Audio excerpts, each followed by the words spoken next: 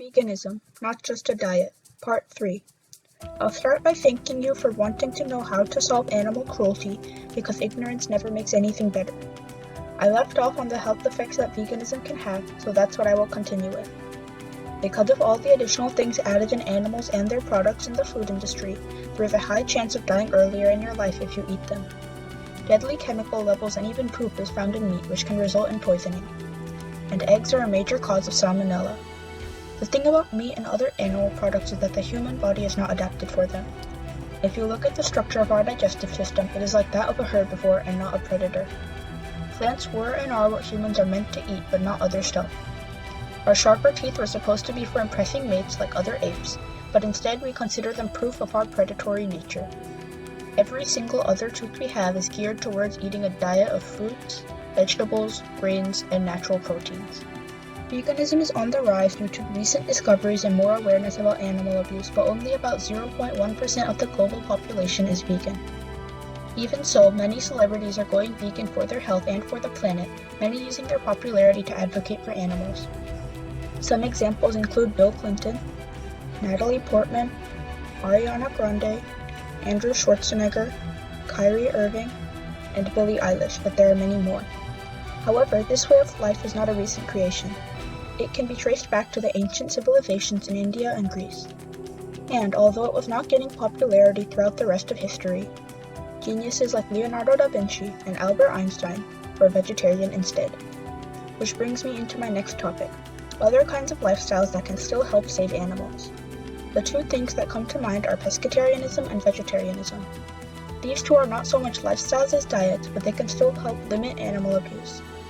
I think that veganism is the top level that can be achieved now, and the other two diets are one step below, neither better than the other because they help in different ways. Since I already mentioned the vegetarian diet, let me start with that. Vegetarianism is a way of eating that is also derived from plants. There are different forms of it, and a true vegetarian would technically be a vegan, but for the most part, the term vegetarian refers to lacto-ovo vegetarians. This means that people following this have no meat in their diet but do consume the products of animals like eggs and dairy. An ovo-vegetarian is one who includes eggs in their diet but not dairy. And a lacto-vegetarian is the opposite. For some reason, honey or other products that come from other animals are not restricted in any of the three main types of vegetarianism. Vegetarianism has been more common in humans than veganism because many find it very hard to stop eating certain things but are able to be abstinent from animals that are food. Overall, veganism and vegetarianism share similar health benefits, but the latter has less intensity of better health. Some studies show that there can be less calcium and B12 from both of these diets, but it really depends on the quality of what you eat. Now on to pescatarianism. This is almost the same thing as vegetarianism except for the fact that it allows people to eat seafood. A true pescatarian does not eat any animal products or meat except seafood, but like vegetarianism there are lacto-ovo, lacto, and ovo-pescatarians. You are still directly killing animals with this, but hopefully much less than you normally would. However, overfishing has recently become a problem, greatly harming our oceans and biodiversity. Make sure that if you choose this, you are purchasing sustainably sourced seafood, so that what you eat lets you keep enjoying the foods you want for years to come. Some also decide to be pescatarian because they believe it is the only way to get necessary omega-3.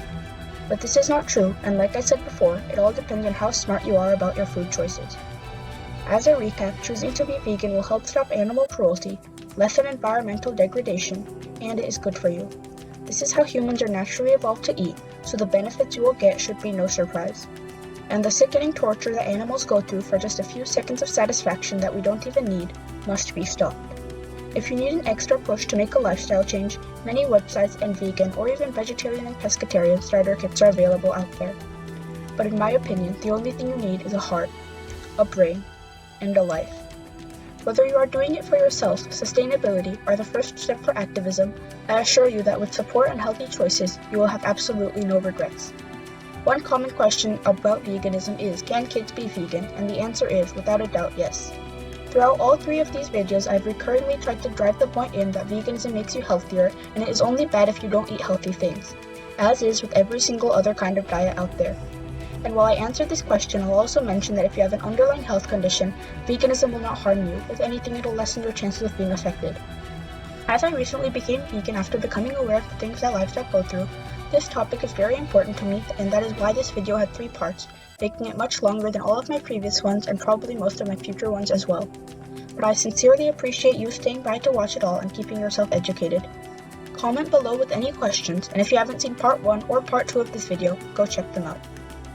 You can find information about veganism on my website at coronavirusenvironmentalism.org/animal abuse/the-food-industry and coronavirusenvironmentalism.org/animal abuse/clothing and cosmetics. Thank you so much!